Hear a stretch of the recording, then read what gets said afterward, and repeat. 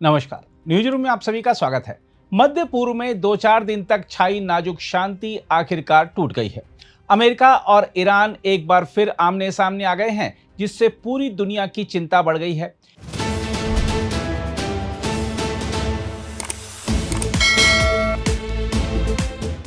एक और अमेरिका और सऊदी अरब ने इराक में ईरान समर्थित सशस्त्र गुटों पर संयुक्त हवाई हमले किए हैं, तो दूसरी ओर ईरान ने अमेरिकी सैन्य ठिकानों पर बैलिस्टिक मिसाइलें दागने और रणनीतिक हॉर्मुज जलडमरू मध्य में 3 तेल टैंकरों को रोकने का दावा कर दिया है। लगातार हो रहे इन जवाबी हमलों ने आशंका पैदा कर दी है कि मध्य पूर्व एक बार फिर बड़े क्षेत्रीय युद्ध की ओर बढ़ सकता है, जिसका सीधा असर वैश्विक ऊर्जा आपूर्ति और अंतर्राष्ट्रीय अर्थव्यवस्था पर पड़ सकता है। अमेरिकी सेंट्रल कमांड के अनुसार ईरान ने मध्य पूर्व में तैनात अमेरिकी बलों को निशाना बनाकर बैलिस्टिक मिसाइलों से अचानक हमला करने की कोशिश की। हालांकि अमेरिकी सेना ने दावा किया कि दागी गई सभी मिसाइलों को हवा में ही मार गिराया गया और किसी तरह का नुकसान नहीं हुआ। अमेरिकी अधिकारियों के मुताबिक मिसाइलें जॉर्डन स्थित अमेरिकी सैन्य ठिकानों की ओर दागी गई थीं। वहीं ईरान के इस्लामिक रिवॉल्यूशनरी गार्ड कॉर्प्स ने कहा है कि उसने जॉर्डन में अमेरिकी एयरबेस और सेंट्रल कमांड सेंटर पर मिसाइल हमला कर दिया है। ईरान ने इसे अमेरिकी कार्रवाइयों के खिलाफ जवाबी कार्रवाई बताते हुए चेतावनी दी है कि उसके जवाबी हमले आगे भी जारी रहेंगे। उधर ईरानी मिसाइल हमलों के कुछ ही घंटों बाद अमेरिका और सऊदी अरब ने इराक के पूर्वी हिस्से में ईरान समर्थित मिलिशिया ठिकानों पर संयुक्त सैन्य कार्रवाई की। वाशिंगटन के अनुसार इन ठिकानों का इस्तेमाल हथियारों के भंडारण, लॉजिस्टिक्स और ड्रोन हमलों के संचालन के लिए किया जा रहा था। अमेरिकी अधिकारियों का दावा है कि पिछले 72 घंटों में सऊदी अरब की तेल सुविधाओं पर हुए 30 से अधिक ड्रोन हमलों के पीछे यही ईरान समर्थित गुट थे।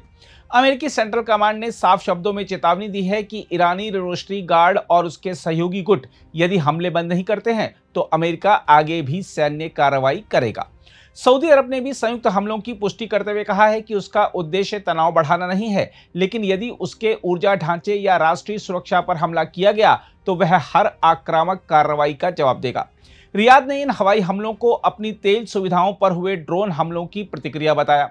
हालांकि ईरान ने सऊदी तेल प्रतिष्ठानों पर ड्रोन हमलों में किसी भी तरह की भूमिका से इनकार किया है। ईरानी रक्षा अधिकारियों ने अमेरिका और उसके सहयोगियों के आरोपों को गंभीर गलत आकलन बताया। वहीं इराक के ईरान समर्थित मिलिशिया संगठनों ने भी इन हमलों की जिम्मेदारी लेने से इनकार किया।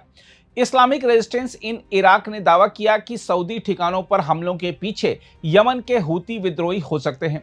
रिपोर्टों के मुताबिक संयुक्त अमेरिकी सऊदी हमलों का सबसे बड़ा नुकसान इराक की पॉपुलर मोबिलाइजेशन फोर्स यानी पीएमएफ को हुआ है। पीएमएफ ने बताया कि उसके कई मुख्यालय निशाना बने हैं। संगठन की नीनवे कमांड के अनुसार हमलों में उसके 8 लड़ाकों की मौत हो गई, जबकि 4 अन्य घायल हुए हैं। सोशल मीडिया पर सामने आए वीडियो में नीनवे और बसरा प्रांतों में कई ठिकानों से आग की ऊंची लपटें और धुएं के विशाल गुबार उठते दिखाई दिए। दमकल कर्मी भी प्रभावित इलाकों में आग बुझाने के लिए पहुंचते नजर आए। इस बीच ईरान ने एक और बड़ा दावा करते हुए कहा कि उसकी नौसेना ने हॉर्मुज जलडमरू मध्य में 3 तेल टैंकरों को रोक दिया है। आईआरजीसी के मुताबिक इन जहाजों ने सुरक्षा चेतावनी को नजरअंदाज करते हुए अवैध और असुरक्षित मार्ग अपनाया था। ईरान ने चेतावनी दी कि यदि कोई भी जहाज अमेरिकी सैन्य हस्तक्षेप या निर्देशों का पालन करता है तो उसे भी इसी तरह की कार्रवाई का सामना करना पड़ेगा।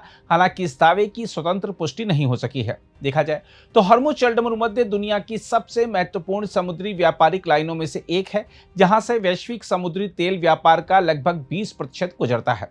ऐसे में इस क्षेत्र में बढ़ते तनाव का सीधा असर अंतर्राष्ट्रीय ऊर्जा बाजार पर दिखाई देने लगा है। ताजा संघर्ष के बाद कच्चे तेल की कीमतों में $3 प्रति बैरल से अधिक की तेजी दर्ज की गई। निवेशकों को डर है कि यदि हॉर्मुज में जहाजों की आवाजाही बाधित हुई तो वैश्विक तेल आपूर्ति गंभीर रूप से प्रभावित हो सकती है।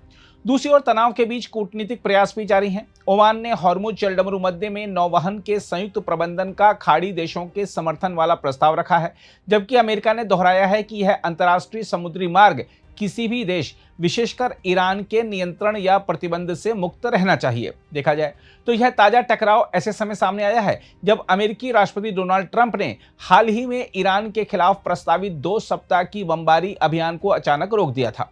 ट्रंप ने दावा किया कि तेहरान के साथ सकारात्मक बातचीत चल रही है, लेकिन साथ ही चेतावनी भी दी कि यदि समझौता नहीं हुआ तो अमेरिका काम पूरा कर देगा और सैन्य कार्रवाई फिर शुरू होगी।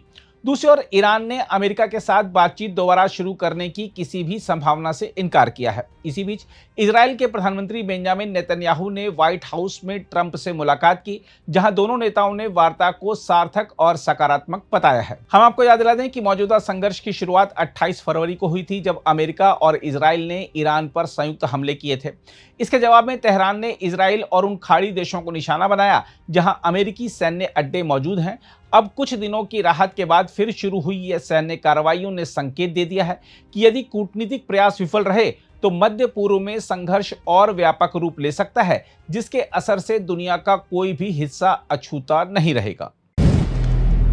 अगर आप भी लेना चाहते हैं देश दुनिया की तमाम जानकारी तो आज ही सब्सक्राइब करें हमारे चैनल को। साथ ही नीचे दिए बेल आइकन को जरूर दबाएं ताकि हर अपडेट आप तक पहुंच सके।